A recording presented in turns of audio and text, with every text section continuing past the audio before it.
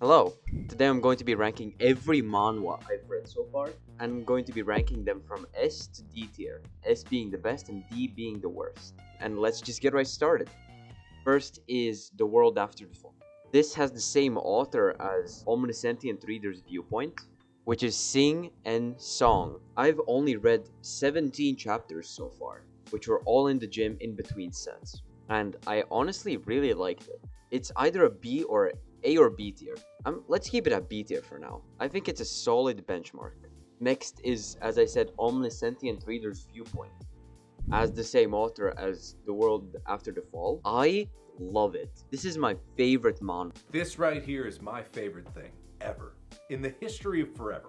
I think about this every day. I think about this all night long. I stay awake, not sleeping, because I'm thinking about this. I don't hate any of these, but this is 100% my favorite. This was a recommendation from a friend, and this was my first manhwa that I read consciously. I had read The Horizon before that, like a year before that, but I thought it was a manga, so yeah. I read 200 chapters in, I think, just under 2 weeks, if I remember correctly. It is peak. It is one of my favorite pieces of fiction, I think, that I've ever seen. This is amazing.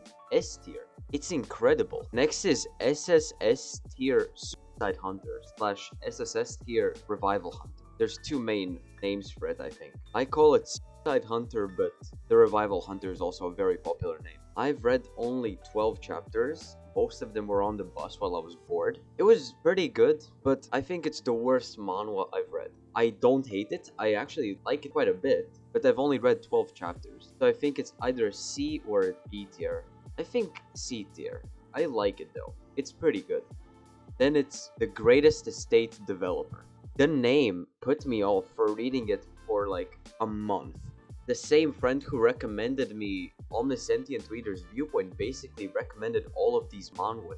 He recommended Omniscient Reader, SSS-Tier Suicide Hunter, The Greatest Estate Developer, and a few more that I haven't started yet, like The Beginning After the End. I've been thinking about reading that one, but I haven't even caught up to D yet, so yeah. He recommended me to read this. The name put me off for so long, but when I started, I was like, damn, this is actually not that bad. Then at chapter 12, I started to really like it. And then at chapter 32 is when I started to love it. It's insane. And just for your knowledge, if you're not sure about starting this, it is the #1 rated manhwa on my anime list at the moment at least. So, easy S tier. It is so funny, and I really recommend you to read it or give it a chance at least. Next is I Was the Final Boss, or also called I Used to Be a Boss. The only reason I read this was because at the bottom of the webtoon chapters, when I was reading Omniscient Reader, I'd read it on webtoon. I Was the Final Boss was recommended so many times. It like changes every chapter. So when I finished Omniscient Reader Viewpoint, where I caught up to it, I just decided, sure, why not give it a chance? And I think I stopped reading it like 3 times before chapter 20. And then at some point I was just thinking,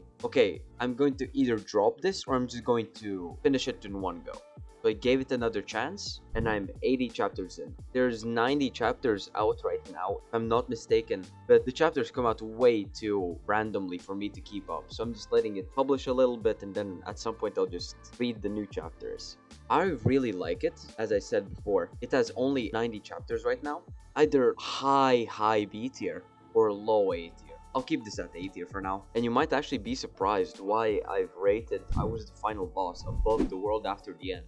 But the main reason is because I just haven't read enough of The World After the End. So far, The World After the End is actually really good. The characters are pretty cool. The MC feels actually kind of unique in a way. And I like that he almost like doesn't see the rest of the people there as human, because they pretty much sold their souls keep on living. Well, he beat the system. He literally beat the system, so far at least, I think. But yeah, next is The Horizon. I'm going to be cooked in the comments, man.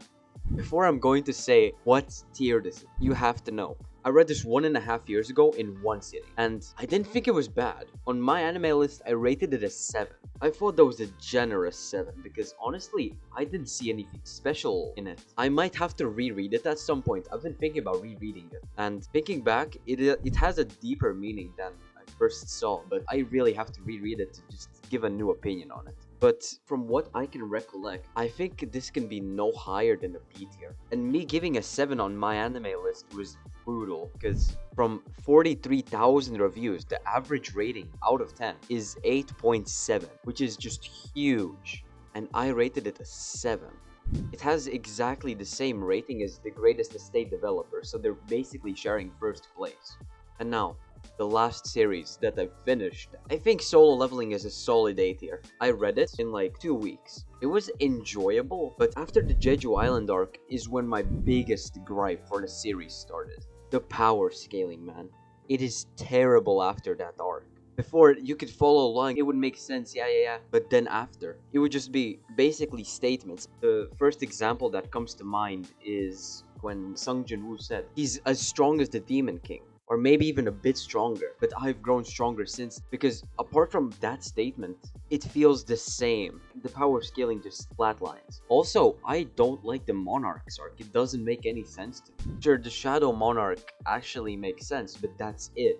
They tried to make it way deeper than it actually is. But I gotta say, even after the power scaling became bad, I thought the two next arcs were actually really great, which were the Double Dungeon arc, where he returned and the basically Game Master, and the Japan Crisis arc. I thought those really well made, where S-tier portals appeared around the world. And yeah, I thought that was insanely cool and good. But yeah, also, I'm really excited for Solo Leveling Season 2 / Solo Leveling Ragnarok. Maybe I'll make a review on Solo Leveling Ragnarok when enough chapters came out. A bit different than my normal videos, because this time I didn't rank covers, but I actually ranked series. And yeah, I hope you enjoyed. Please be sure to like and subscribe. And yeah, I hope to see you next time. Bye.